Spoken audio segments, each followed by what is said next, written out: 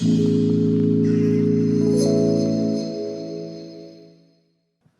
morning, everybody, and thanks for coming here for this session. It's exciting to be at the GFN for many reasons, as you always know. It is very enriching and insightful, but also we hope in this particular session, which is tobacco industry transformation reaching LMICs, low and middle income countries, is the focus of the conversation.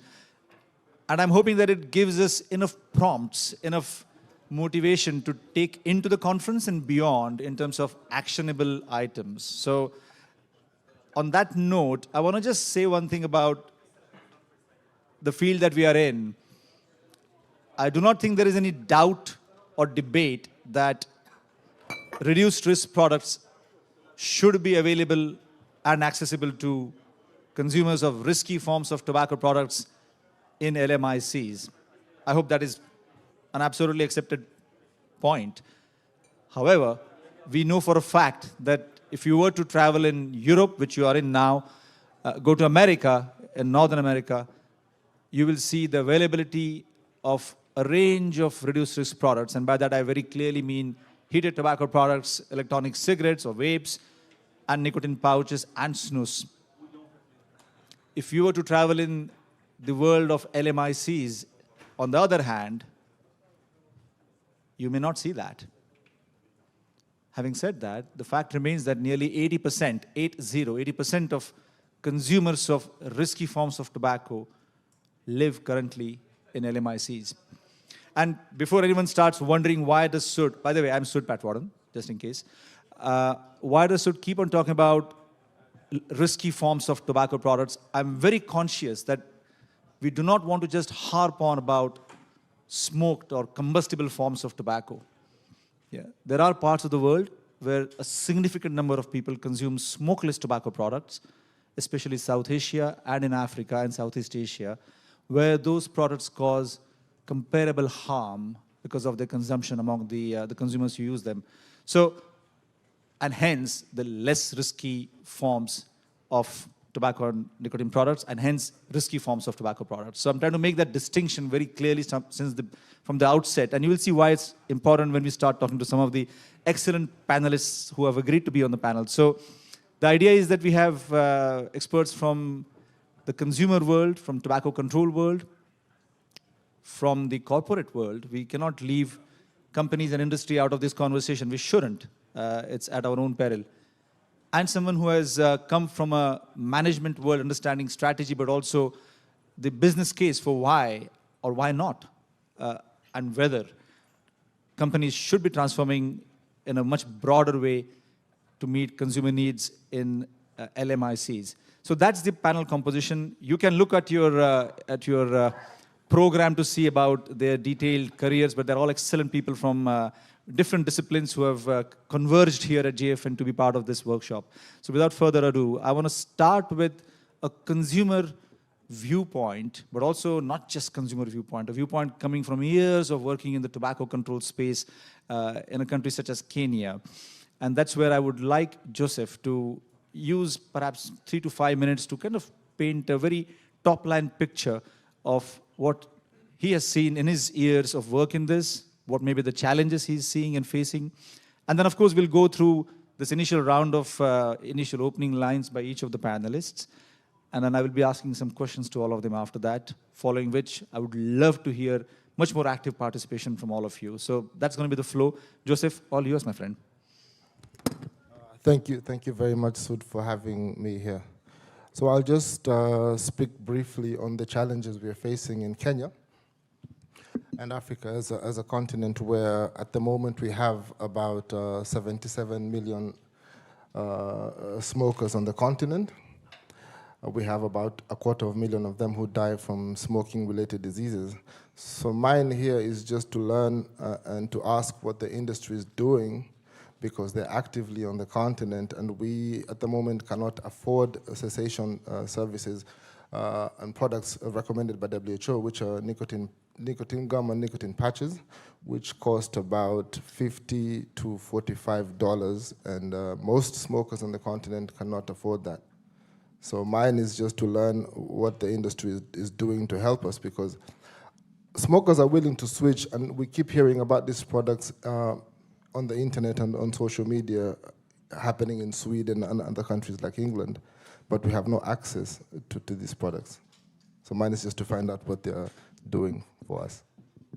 That's a great way to open the discussion, which we will definitely come to. And Joseph, thanks for highlighting the need of not just 77 million users today, but it is, I believe, one of the fastest, quickest growing markets for tobacco companies for their combustible products. So let's not forget that this is not just for today's consumers, but also future potential consumers of risky forms of tobacco. Thank you so much, Joseph. I'm going to switch gears and go to Atul. And Atul, you come from a very interesting, rich background that has taken you across multiple continents, 3 at least at last count, including a stint at MIT and Boston Consulting Group, and working at least 2 specific things where I think your supply chain expertise, coffee and tobacco, might be of interest for the audiences to understand how does tobacco transformation, tobacco industry transformation fit with what LMICs can get from these companies and whether there is a win-win there or not. So Atul, please. Thank you, Sud. Take the mic. Nothing, just speak into it if you can. Can you hear me all right? No. Can you hear me all right? Yeah, thank you so much.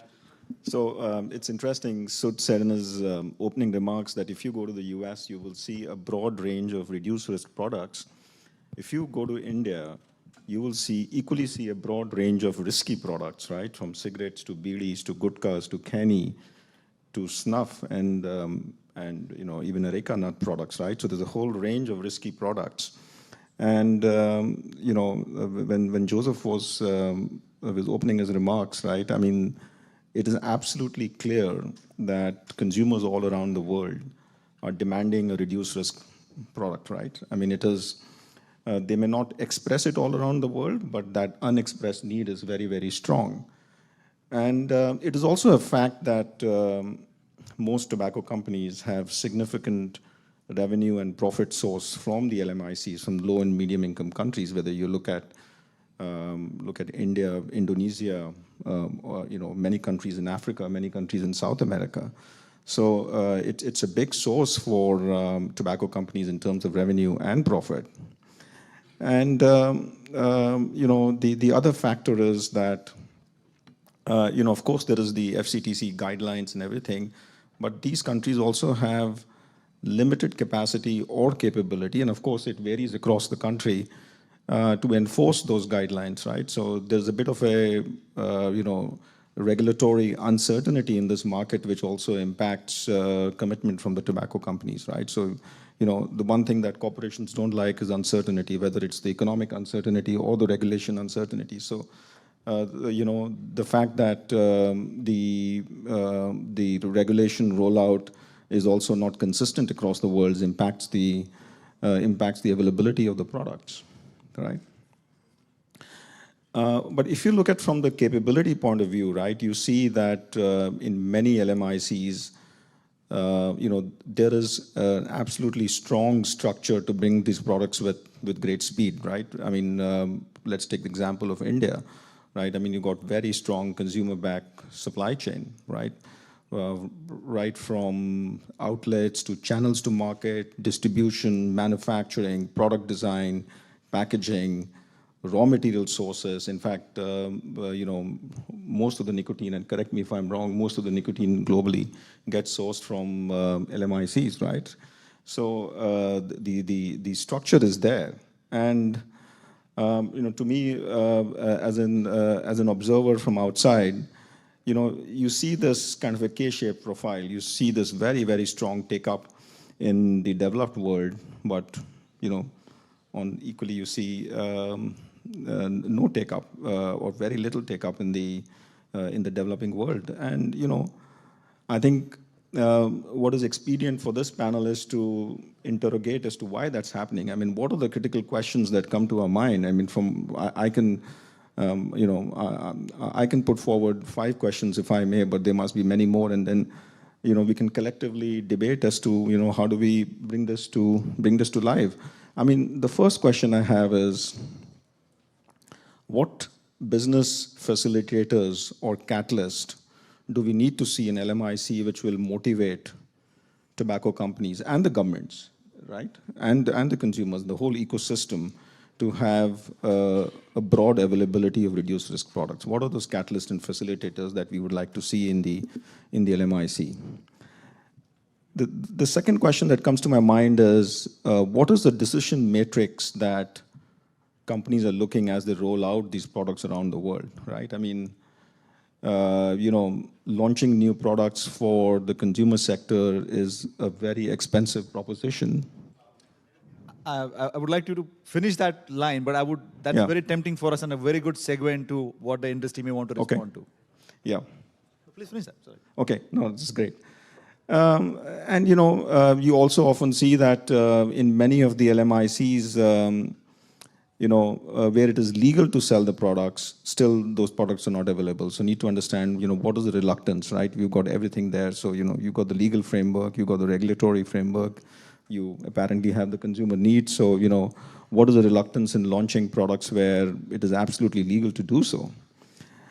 And the final question I would like to ask is that what are the success stories in the tobacco industry and outside the tobacco industry, right? What are the exemplars? What are the stories that we can relate to and we can learn from and help a quick launch of those products?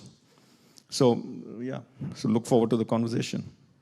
First of all, thank you so much, Atul. You've listed out a range of questions which definitely will stimulate a great discussion today, and thanks for bringing that perspective, which goes well beyond just a pure industry transformation. There's a lot of parallels, a lot of learnings which we should try and tap into.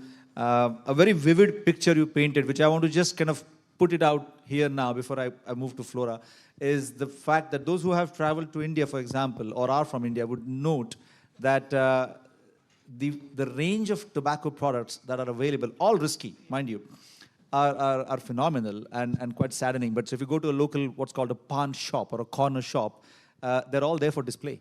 Yeah, so of course, there was a point made by Atul earlier about FCTC and the implementation of the lack thereof is something to discuss in our panel going forward. But I want to hear from Flora, who is a very senior executive at British American Tobacco, has done roles in Western Africa in senior leadership roles and in the corporate headquarters of British American Tobacco and in America. So Flora, tobacco industry transformation, what's happening at BAT? What can you tell us about, and what are your views about it? I hope I'm not the only one who's going to answer all those questions. Thank you, GFN, for the opportunity. What I need to say on the outset is this. LMICs, when I reference them, I'm looking at those 137 countries that the World Bank has said are LMICs. And I hope those are the countries that you are looking at. The first thing is the transformation. We asked the question, why is it not reaching where it's supposed to? Before I answer that question, I want to be clear from our perspective, when BAT says transformation, what we actually mean, because sometimes it might mean something different to ordinary people. A few years back, our company revisited our purpose and determined that the way to move forward is to focus on developing products that in the future or today, people who continue to use nicotine will have a safer options to use. And we concluded that that would be the best way to improve, or how do I say, the societal expectation to make an impact in the negative impact of our business, to improve the health impact of our business. And I can tell you, that led to a lot of actions in the company to develop these products. This is why the variety of products that you see that are safer is due to the investment that was made in science, in technology, and innovation, and it continues to happen. But the transformation is not just on safer products. It's a whole change in the organization, a change in behavior, a change in attitude. I need to say this because yesterday I listened and picked up this sentiment. It is still, when you reference the tobacco company, a lot of people still think of the tobacco company of 50 years ago. It is no longer like that. In fact, part of the transformation is the way we manage our waste, our resource, our water, our supply chain, our value chain, the way we manage our talent. It's interesting. If you looked at the announcement made recently on BAT, because there was a change in the CEO, it struck me personally that the highlight of what this new person have done was the reference to his team leadership and collaboration with talent and inclusion with talent. 20 years ago when I joined this industry, it probably would have been on his track record on volume and shares. Things have changed, and that is what we look at when we say transformation, and it will continue to be. Now, talking about going back to the product, safer product, and where it is launched.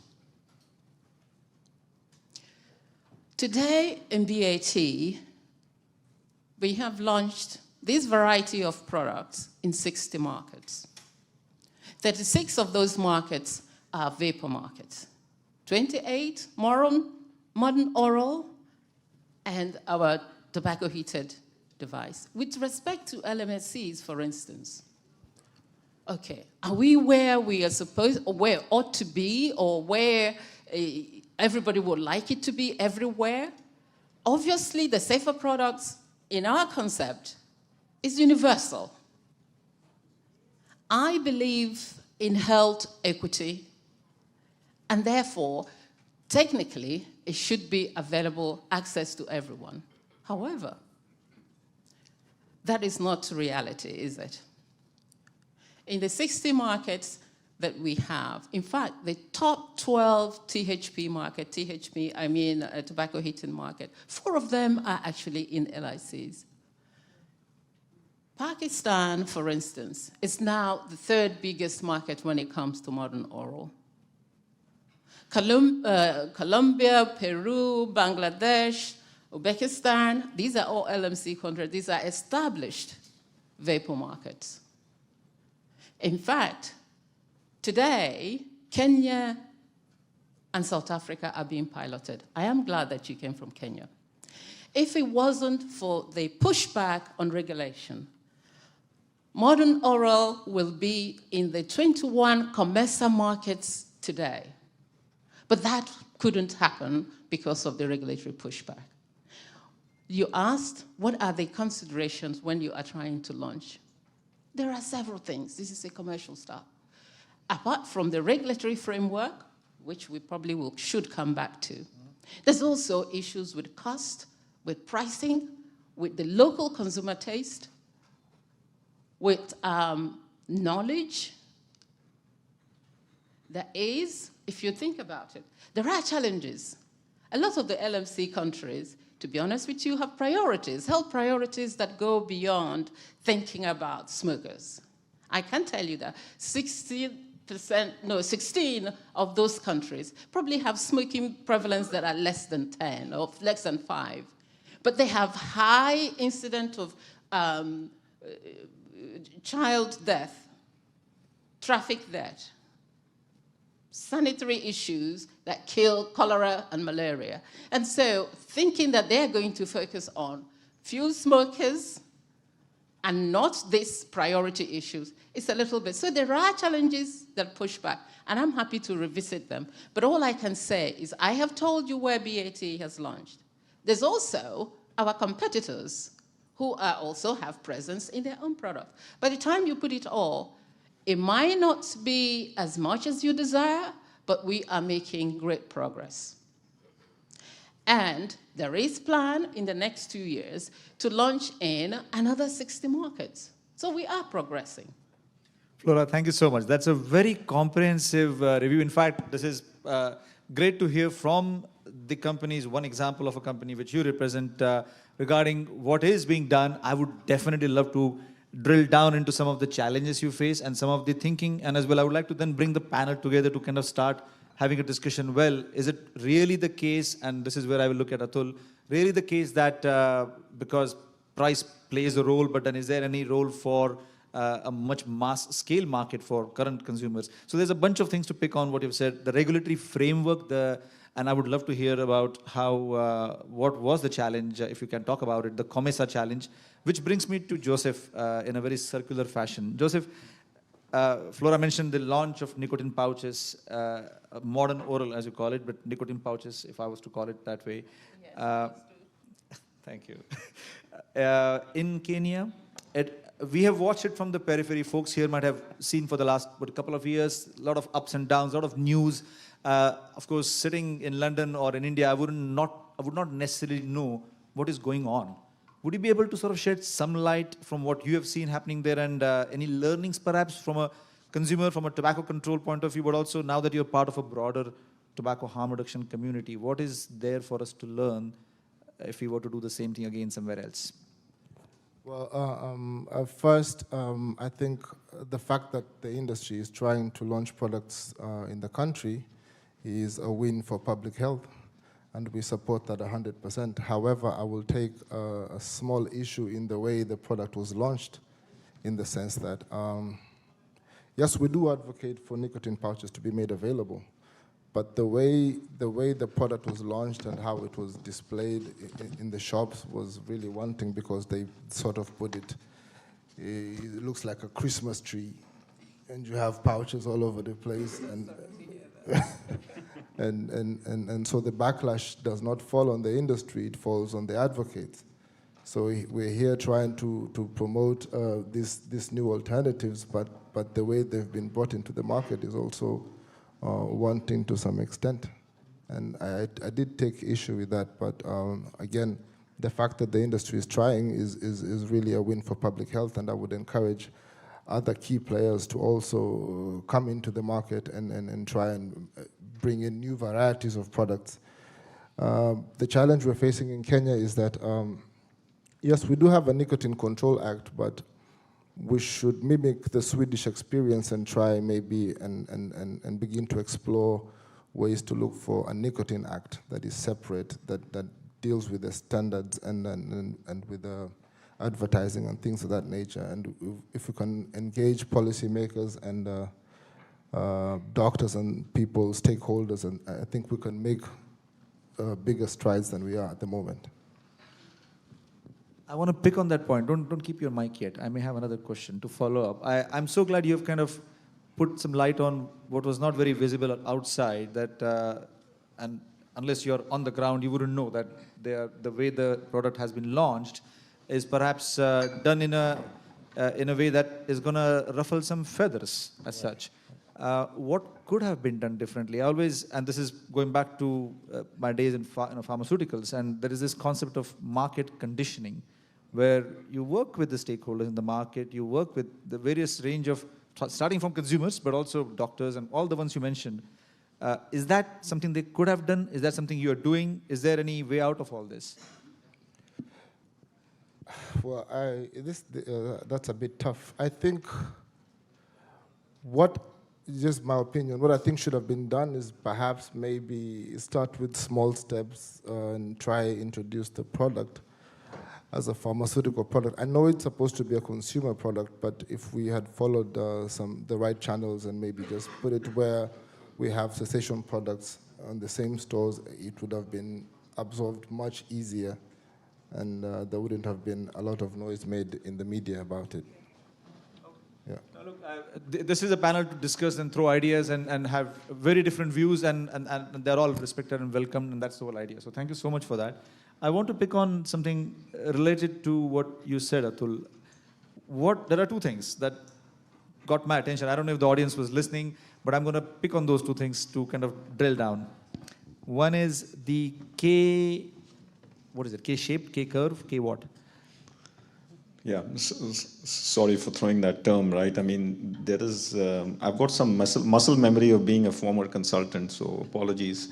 if I've just thrown a term, I mean, what it's referring to is, you've got a very fast take-up in the developed world and a very low take-up. So it almost looks like the alphabet K, nothing more than that. It sounds more complicated than it is. So it's a very, it's just a visual representation of what's happening in the marketplace, right? No, for sure. That's very helpful, actually. And that kind of leads to another thing you said about consumer-back supply chain. Yeah. I would love to understand more, because I think there is something there that perhaps I have missed over the years of understanding what RRPs need in terms of reaching the right audiences. Yeah, I mean, to some extent, I mean, the companies like BAT have been immensely successful in designing consumer-backed supply chain. What I really mean is that, the traditional view of the supply chain is that you develop products, you invent products, and you kind of build a business model to reach to the consumer. What we need for RRP is just the reverse, right? You try to take it from a perspective of consumer and design the supply chain backwards, right? So understanding how the consumer buys the products, what are the considerations when they buy the product, how do they consume the products, what are the occasions of consumption, then you design the product accordingly, then you design the channels to market. Would they like to go to a shop and buy, like the pawn shop Sud was alluding to, or would they like to buy online? So you kind of create the channels of market, and you go backwards into the supply chain and design distribution and manufacturing and raw material sourcing. I think I'm not advocating that the product forward or the consumer back is which one is better, but it just intuitively feels to me that for reduced risk products, a consumer back supply chain design is going to be quite powerful, and the industry is already adopting that, in my view, which is very heartening to note. Yeah. Thank you so much for that. For me, it's a great education in the context of how products are designed and where the kind of origin of the idea is, whether it's consumer demand, and as you said, there is no right or wrong. I would like to perhaps highlight over the last 10 years of GFN. I'm sure we have come here, many of us have, for the last all 10 years. And we talk about some of the products that are currently considered reduced risk products to be almost a panacea for all the smokers in the world. It's often kind of just glibly mentioned, yeah, so this is for all the, and these markets and these countries don't allow it. And oftentimes I think, hang on, but have you actually gone on the streets of Pakistan and Indonesia and seen whether your product that you think is a reduced risk product actually meets the needs of that consumer? Can that consumer afford it? Do they care about it? And I think what struck me as and I'm not being unfair and biased, but I think it was an interesting insight when I saw that you guys had launched the pan masala flavored nicotine pouches in Pakistan. That, I think, is listening to the consumers, trying to meet them where they are. I appreciate that level of consumer insight and consumer reach. Now, but before jumping into that, Flora, I thought it's also very interesting what you mentioned about transformation not being just a word. It's a cultural change, it's a behavioral change, attitude change, people change, and products become part of that change. That's quite enlightening. Now, you mentioned regulatory frameworks. What do you mean by regulatory frameworks, and where do you think are the biggest challenges you've faced with regards to RRPs and LMICs? Okay, so if you let me step back a little. If we look at what has happened, so far, our efforts have shown that 22 million of our smoking population have already switched to new products, new alternative reduced risk product. And we anticipate that in another 7 years, this will reach to 50 million. We are on our way to doing that. There must be what enabled that growth to happen that is not enabling when it comes to some of the LMIC countries that I mentioned to you, that there are some challenges. If I tell you regulatory challenges, for instance, if I look at the 136 countries of focus that we're discussing, 26 of them has already banned vapor.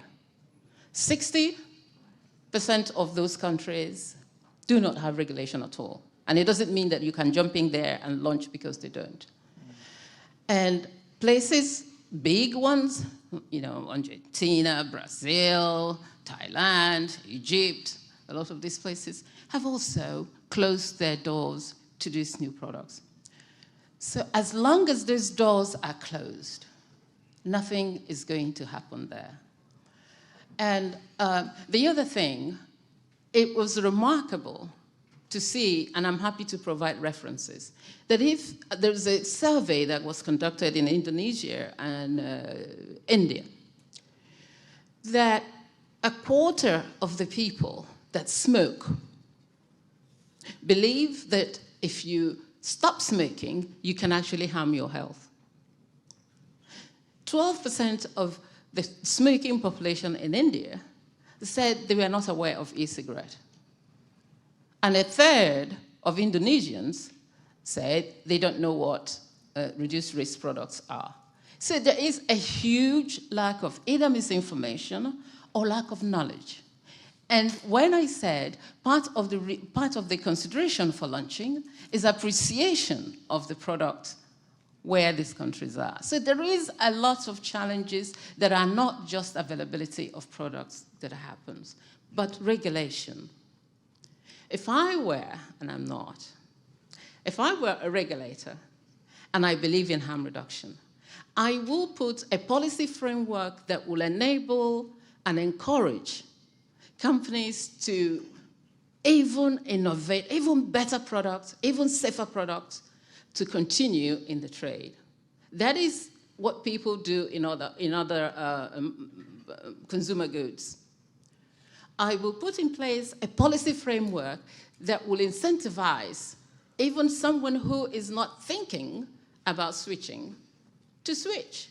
It could be pricing and costing, as you say. It could be a preference in taste. It could be whatever it is, just to incentivize people to move. But I will also use technology and education to address issues of youth uptake. We can't forget that because this is all part of the whole scenario. I'll also put resources for enforcement. It's one thing to put regulation, but it's also another one to ensure that it is done. There are a few things that could be done from a regulatory perspective that will address some of the issues and challenges that I have said that we are facing. Well, that's a very comprehensive review, and I think that sort of a regulatory framework as against prohibition is something that I think is not often talked about, at least in the relevant conferences and events, and it remains to be seen how that reaches first to the policymakers instead of a prohibitionist kind of agenda-driven, ideological-driven anti-industry, anti-product stance, which is actually to the detriment of the consumers ultimately. Atul, you wanted to say something?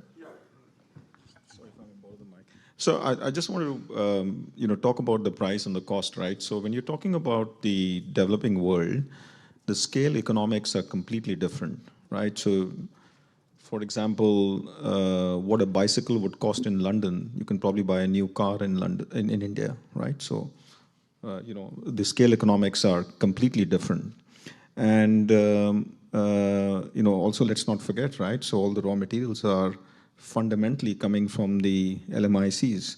So, and that is true with the existing products also, right? I mean, the cost of an equivalent cigarette, for example, or a pack of cigarettes in the UK is a lot more expensive than what you would find in the developing world. So, there's no reason why we can't make these products affordable, right? Of course, there is a business case, there is all this, the discounted cash flow, et cetera, that the companies need to do.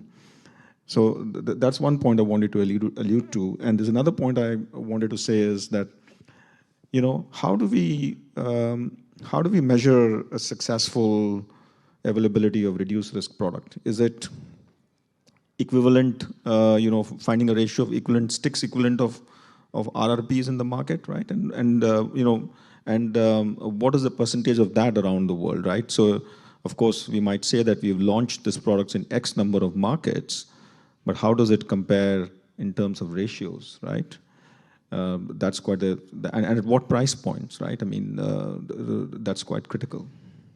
That's very helpful. I'm going to just zoom back into what I like to always write about and talk about, which is the 4 A's. And let me think if I get right.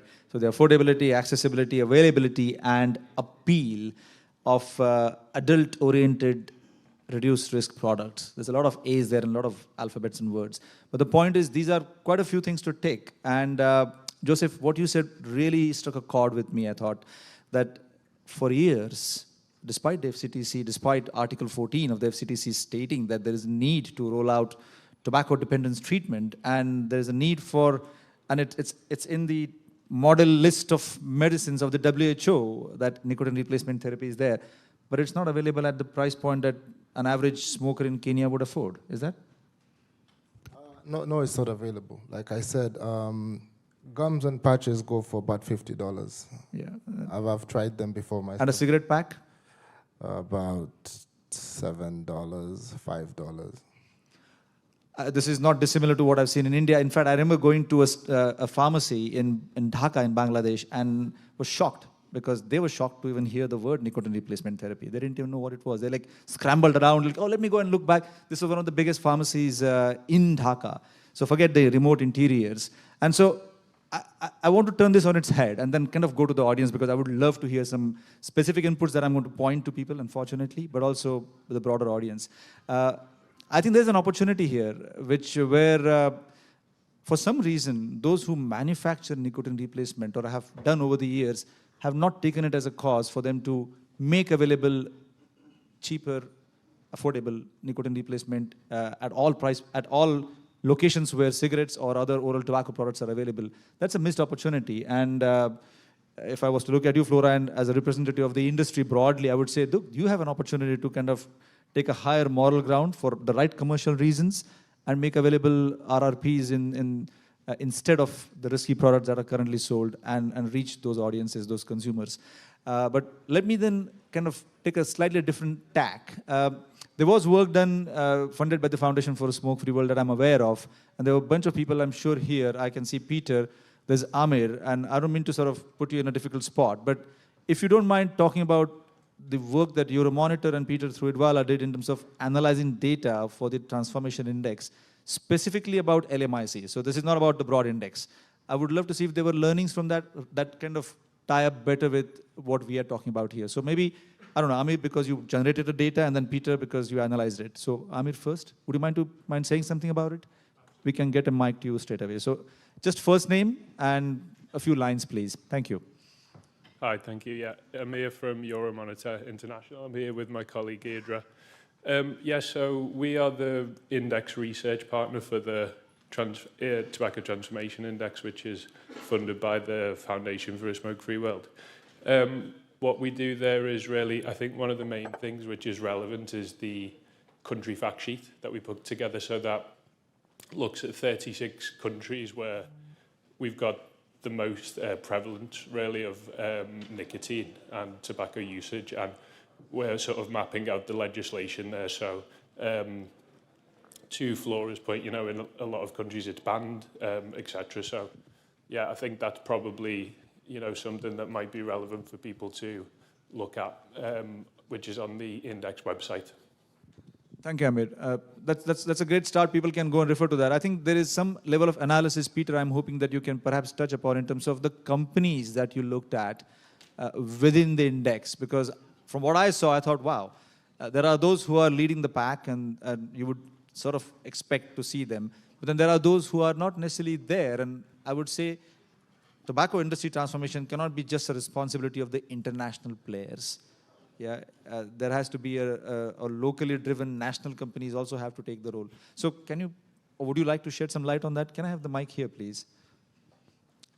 So just in a few lines, please, Peter. Thank you. Thank you. So, Peter from Idwala Research. I think I don't want to go into the specific data. I mean, Amir has mentioned that one of the things that they publish specifically, or that is an area that they measure, is the number of countries where these products are available. They also look at the number of products in each country, which to some extent is a bit of a blunt instrument, because one country can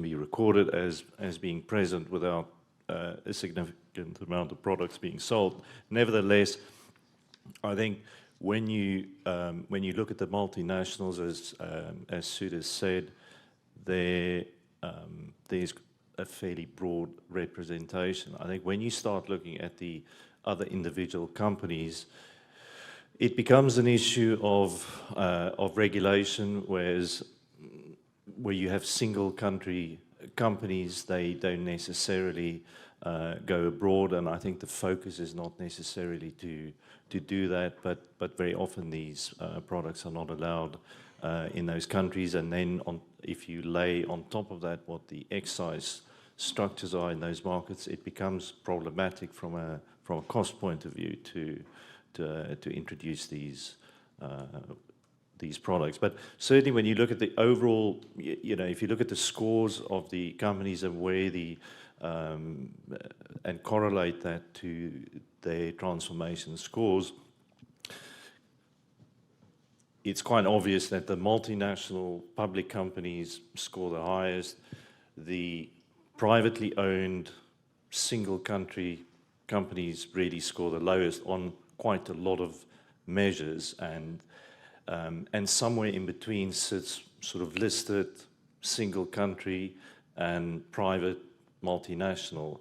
But it's very clear that where you have public scrutiny, international companies, certainly those companies score much higher on the transformation index. That's a very interesting. Thank you so much, first of all, for talking about this on the spot and kind of illuminating this. I think the difference that you're highlighting.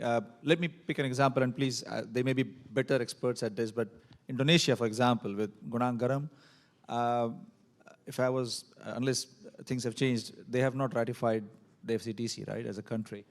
So now, what does that mean? Is there a connection? They may not be. I'm just trying to sort of raise this conversation. I would love to start getting some inputs from the audience on, is there a correlation where countries have not signed up to something and the basic tobacco control things have not been sort of put in place? I know in some places tobacco control can go over the top, and their resistance to RRPs is quite worrisome, let me say that officially. But in some countries, tobacco control has not even gone there. Does that mean that the companies there, the one I mentioned, for example, in Indonesia, may not have the pressure for transforming? There is no need to. We continue doing our business and we can continue. Who are you to ask us? Is that what may be happening? And can I have some people sort of start throwing some insight if they have, or at least some challenges that, or how to overcome this even? Please. Oh, come on. Yeah, Rajesh. Wait for a mic and introduce yourself, please. And you can look at me because they're going to show you from the screen. Yeah, so I think one of the reasons I feel the transformation is not happening in countries where the provisions are already implemented, I think is the synonymous use of terms nicotine, tobacco, smokeless tobacco, and everything. And I think the medical communities also miss it. And very blatant, it's a very shockingly alarming when we did our own studies in India and elsewhere. So I would think that when companies, whether global or local, look at transformation as a tool, they ought to not ignore this fact that the awareness to nicotine and what nicotine is, what else makes it dirty, that in the dirty products. So, that distinction has to start with the medical communities, the healthcare providers, and then percolate down. That is something that I feel is not happening enough. Thank you so much. I think that, why don't you comment on that? No, I was just saying that broadly I agree with that, because this is what I was referring to as to lack of knowledge or misinformation, and everyone needs to, when I say everyone, whoever is in the sector need to recognize this, and they need to address it. It really is shocking to see that we might be talking about why is this not being launched here, why, and yet the number of people who don't even want to think about reduced risk product that should be thinking about it. BAT has, it's almost like a foot on the door in India. If the regulation were to be different, that country, even if it's just to replace smokeless product with safer ones, it could happen overnight and quickly to a large population. But that can happen, and it has nothing to do with perhaps they are over there or any of the issues that we have raised. But I do agree with you that lack of knowledge, misinformation, and training and awareness is something that should be part of that agenda. But remember, some of these companies, and in some countries, you can't even communicate directly with your consumers. So it comes back. I'm not saying everywhere, but significant part of that, you couldn't. So the communication and the awareness, while I think the industry should contribute in creating the content of this communication, because we do know a lot about the products. But because of the limitation put by maybe policies, the driver of that knowledge building probably relies somewhere else, people like Sud and the medical people. Sorry, just a question. Has the industry considered equipping advocates? Because we have advocates across the continent who have knowledge about this stuff, but we're not able to carry out research and awareness campaigns simply due to lack of resources, if I may say.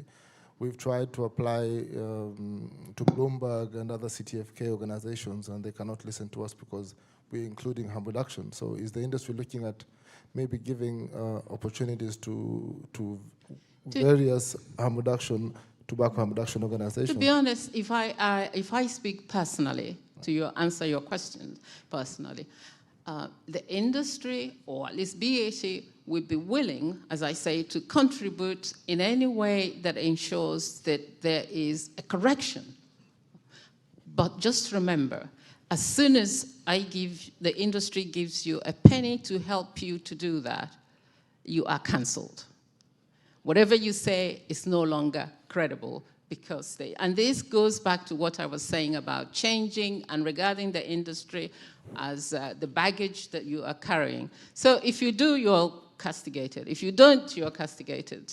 But that has to change, because the future and nicotine belongs to all of us. And we really have to forget about division and finger pointing and come together to find a way to turn something that is negative into a positive future, I think. We have to stoop to conquer, and we need to do it collectively. Blaming the industry or one person or the other really doesn't accelerate tobacco harm reduction. Well, thank you so much for that question, Joseph, and thanks for the very, very clear, sharp response, Flora. I think it's helpful to remind ourselves, starting with Rajesh talking about nicotine illiteracy among key stakeholders, to how that can be addressed and what are the resources available. What I can just chip in is saying some of the learnings we've had in our work in the last 4 years in the UK with mental health practitioners or professionals, and in India with very structural, fundamental training of healthcare practitioners is, it is a long haul, it takes a lot of effort, it has to be done by credible peers who will talk about nicotine and build that essential nicotine confidence. I do not want to be saying that this is the excuse for not launching, but I think it's definitely a reason why in some countries the regulatory framework that you desire is not going to be there, because there is still that confusion about nicotine and tobacco and smoking and smokeless and cancer. So that remains a problem. I think the more such forums or fora allow us to have that conversation and bring more people together and then go and actually do something on the ground, allows us to be action-oriented and result-oriented. That was a great comment, Rajesh. Thank you so much. Clive, you want to say something? Yeah, Clive Bates. I think we should get away from thinking of the concept of industry transformation as if it's one industry, you know, the sort of big tobacco of legend. The industry is extremely heterogeneous, and in particular, there is a huge difference between the multinationals like BAT, PMI, JTI, Imperial, and the state-owned tobacco monopolies, which actually dominate the tobacco industry worldwide. And I think there's resistance to transformation for rather crude competitive reasons. The incumbent tobacco the incumbent tobacco monopolists and state-owned companies simply don't have the products to compete in vaping, in heated tobacco products, in new nicotine pouches. So their interests are using their leverage with the state to keep these products at bay. and to use their influence with FCTC delegations to keep a hostile environment for these products. Otherwise, they'll find that BAT, PMI, and so on are eating into their share, pushing aside their market. So I think we need to stop thinking about the industry as one thing. There are differences between the main multinational companies, and there are huge differences between the main multinational companies and the state-owned and local monopolies. And they have very different interests, and the state-owned monopolies are a major barrier to industry-wide transformation, in my opinion. Thank you so much for that, Clive. Sorry, you want to comment something on that? Yeah, I think that's a very good addition to make. And in addition to, just as he was saying about whose other interest towards the progress that is being made, if I look at, again, at the LMICs that we're looking at, the WHO has such influence and trust and credibility in these countries because of the systems they create, the health programs they do, and communication. And at the same time, they are also keen to tell this government not to allow reduced risk products. And why would they not listen to them and listen to us? That's, again, another intervention that creates a challenge. No, I think, look, the complex ecosystem that we live in, where in a strange, ironical way, there's a bunch of folks who have agendas against tobacco harm reduction almost come together without knowing. You know, there's the sort of intergovernmental forces or above governmental forces like the ones you mentioned. There's the state monopolies that you mentioned, Clive, and I think there is a strange kind of unspoken alignment there, which is to the detriment of the consumers locally. John. Hi, it's John Fell from the UK. I want to ask a kind of complementary questions to Clive's, really, because we're used to thinking about industry transformation, as Clive said, in terms of the big tobacco companies, whether they're state-owned or multinationals. And you know, when there were only cigarettes or traditional tobacco products available, the supply chains were limited, so it was only those guys competing. But in the new world, we've got vapes, we've got pouches. A lot of LMICs have very entrepreneurial business cultures, traders who are used to getting products out in front of people from all sorts of sources. Do you think there's a role for that in this debate, in terms of those products being put in front of consumers through new supply chains? Is that a good thing? Is it problematic? Could those companies actually, or could that route encourage and keep snapping at the heels of the multinationals to make sure they're trying as hard as they can in these places? That's a great question. Sorry, I thought you wanted to ask this to Clive. Is that right or not? No, it's to the panel generally. I passed the mic to Clive for no reason. Sorry, Clive. Don't ignore me. Atul, do you want to take this on? Because from a supply chain point of view, you're talking about disruption, really, of how products are available at the point of sale. Yes. Yeah. No, absolutely right. So the innovation can't be the purview of the few. And, you know, more widespread innovation you have, of course, under the framework of regulation, that's very important, right? Because we need to be sure that these products are you know, designed and manufactured and distributed and sold as per accepted standards and guidelines. And you know, if you look at any of the launches that have happened for some of the very popular products that we use, right? It's distributed innovation that gets consolidated after some time, right? And the tobacco industry apparently started the same way 120 years ago. So why can't we adopt the same model now, right? Yeah, I'm going to just push back a bit because I know that it's very tempting to look at disruptive models, and for sure that's the way we work and live today, and buying things online, for example, would be a way of doing it. But we also have to learn from what you've seen in the US, where unfettered access to those who shouldn't have access to the advertising and the continuous promotion of products has led to definitely a moral panic, and perhaps data may show that there were more than who should have taken up the products and it was not intended for them. So there is a balance, right? Again, that's where the regulatory frameworks, Flora, you talk about come handy, because they're going to ensure that It is for the intended audiences, intended consumers. And it's easy to say, of course, the regulatory sweet spot is not easy to find. Ben, do you want to make a comment? And then there's Jose after that. Yes, I'm Bengt Wiberg from Sweden, founder of EU for Snus and also inventor of a new pouch technology.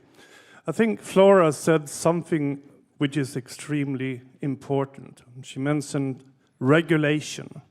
And what is, if not, the biggest problem why we are not seeing the Swedish experience with the lowest rate of smoking, the lowest rates of tobacco harm? Why don't we see that in the rest of the world? I think because of total lack of regulation, it is a deterrent for the industry to launch safer products if there's no regulation. There's a big uncertainty.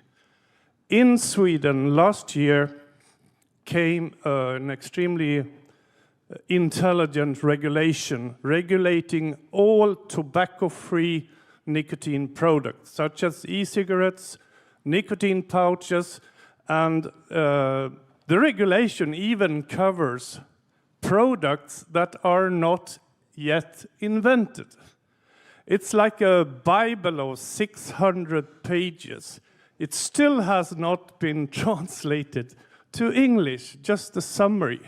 So my suggestion to the panel, can we, by exporting, sort of say, the very comprehensive Swedish regulations to other countries, instead of every country inventing the wheel, so to say, again? Thank you so much, Bent. Shall we? We have two more people, actually. The gentleman behind Stephanie there, sorry. And then Jose after that, sorry. Please. Thank you. My name is Alexander Nussbaum. I'm the scientific spokesperson at Philip Morris Germany since 2016. I would like to comment on your earlier discussion about the cost of pharmaceutical nicotine replacement therapies. In Germany, we don't have reimbursement of these therapies, and I think we all agree that if you distribute these products at a lower price or reimbursed completely, you get more quitting attempts, and I think in studies also maybe a doubling of success. However, I would like, instead of,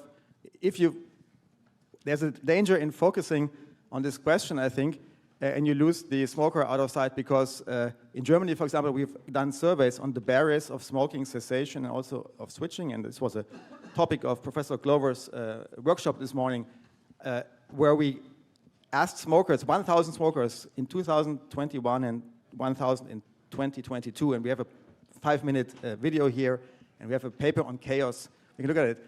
There we see this is a very minor barrier to smoking cessation for smokers. In Germany, we have 35% smoking prevalence and less than 10% seriously try to quit per year. So I think the question of the nicotine replacement therapies, the cost, is actually an argument for harm reduction. We need these additional tools and to complement what we have. Try everything, get everything to the smoker that we can, including, of course, the pharmaceutical products. But I think this just shows that there is a need for something else, and the smokers need replacement. Thank you so much for that comment. Jose, and look, I'm going to just try and close this after Jose's comment, unless there is any more, because we want to have one line each before we close. So, Jose, quick one, please. The first is to go back to the beginning. You spoke about a risk-reduced product, and then you say the products in India are risky products. It might be better to be consistent if you talk about reduced risk and talk about high risk, so that there's consistency in the language, and it could be educational to the communities to know that these are not without risk, but the risk is reduced. The second question is this issue about transforming industry. Part of the confusion for society is that you have this industry that is transforming, but they are still the major producers of the high-risk product. How do we get to a point where there is separation between production of high-risk product and production of reduced-risk product? Because, It's very difficult to talk about a reformed pedophile that can now be given permission to run a kindergarten. So if we get a clear separation, it might begin to build trust, where the RRP companies become RRP independent companies. When you look at the story of Sweden, I'm intrigued by the fact that those that decided to produce snus at some point decided to sell the cigarette business so they could concentrate on the non-combustible product. So I think there's room to have that discussion because it would begin to go back to what Clive was going about. So where you can isolate those that are still producing the high-risk product and be able to say, we have a new core now that is concentrating on RRPs because it might improve the levels of trust. Thank you so much, Jose. This is very helpful. I think, look, it's important to have different viewpoints. Not everyone may agree or not agree with that, and that's absolutely fine. That's the way this works. I know that we have like literally 11 minutes, and what I would like, Flora, I'm very happy for you to pick up or try and answer anything that you want to from what Jose said or others said, but maybe that's part of the wrap-up kind of line. If I was to start with Joseph, for you to, having sat through this panel, thought about this, specifically answer something about, so what next in terms of you as a consumer, you as an advocate in Kenya, but not just Kenya, in Africa and beyond, what is it that you are going to go and do to ensure that that's going to enable more people who are currently consuming high-risk products, I've said that, high-risk tobacco products to be able to access safer nicotine products? What are you going to do personally? What's your agenda? As an advocate, I think for me, my next step is to try and introduce a nicotine act that is separate from a tobacco control act.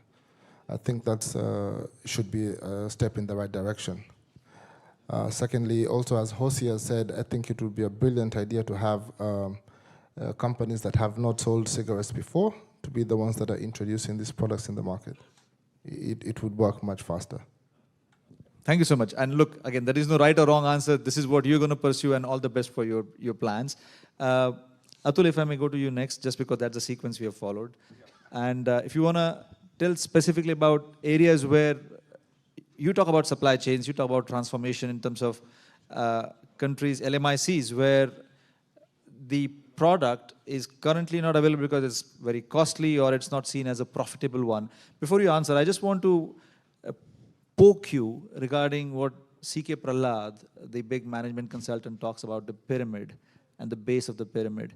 I suspect that may be what you are referring to when you talked about the scale economics, also in terms of the number of consumers. So yes, maybe a big company, either a transnational or a local national company, cannot sell their e-cigarette for $20 or $50, but they're going to sell it to a good 200 million people.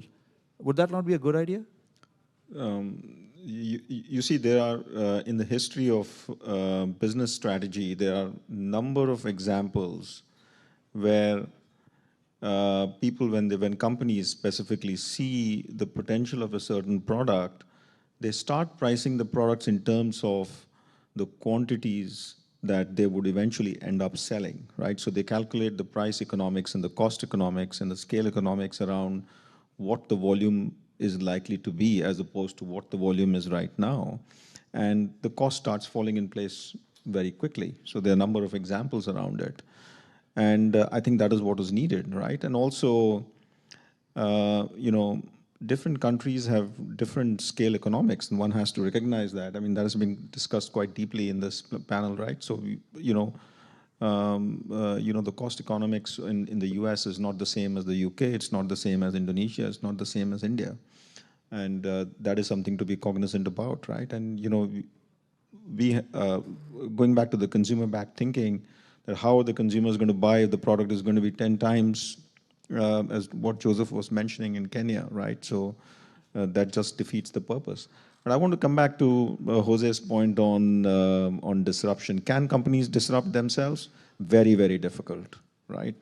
Kodak had the digital camera in the laboratories for many, many years, and it was not Kodak. And it was, when Kodak had the digital camera, and they knew that this was going to be a big success. They were actually investing in a silver nitride film plant, one of the world's biggest. So it's a very, very difficult proposition for businesses to disrupt themselves. And but the tobacco industry is doing very, very well up until now. So hopefully there is a different business model coming here. And I think there's one more point I want to say is that if the issue is big, right, the opportunity is also very big, right? And this is not an easy solution. And we've got a number of things that is impacting us around, in humanity right now. There's energy transition, there's climate, there's food security, there's water security, there's pandemic. And each of these things takes huge effort, right? The pandemic probably, I don't remember the number off the top of my head, but it was a few $1 trillion, right? To sort out the pandemic. So when there is a will, there is a way for people to come along, there's organizations to come along, there's pharmaceuticals, healthcare professionals, industry, regulation, and ordinary citizens on the road, right? They all came together and we solved the crisis. And it's I think probably we need to do the same thing with energy transition, and probably this also falls into the same class. I mean, we can't have so many unnecessary deaths. That's a great way to kind of summarize what you came to the panel to talk about, and I really appreciate that input. You get the last word nearly, after which I'm going to summarize. But Flora, I love the fact that you had this ambition to go to 50 million consumers of BAT's reduced risk products by 2030. And that's a very commendable number, right? I mean, every person counts. Every smoker who has managed to switch to a safer product, I'm happy for that person. But in the global context, 1.3 billion people consuming risky forms of tobacco or high-risk products. 50 million, 2030, is the ambition too short? And can I sort of just provoke you to say, look, why not say that, look, we're going to conquer at least 500 or all the 1.3 billion and not leave anything for any other company, even? Talk is cheap. I can say we will do 1 billion if you want me to say so, but there's a reason why that is a calculated commitment.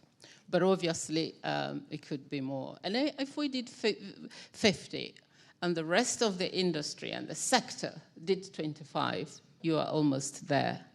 But with respect to disruption and Kozi's comment, I think the business model that you see in the new tobacco company, remember we are expanding to non-nicotine stuff, new source of income stream, optimizing our FMC cigarette business to get valued in order to accelerate the other side. It's a matter of time. It's a matter of time. I don't think you'll expect that you can shut the door of the cigarette factory today and just because you have 20 million users on this side.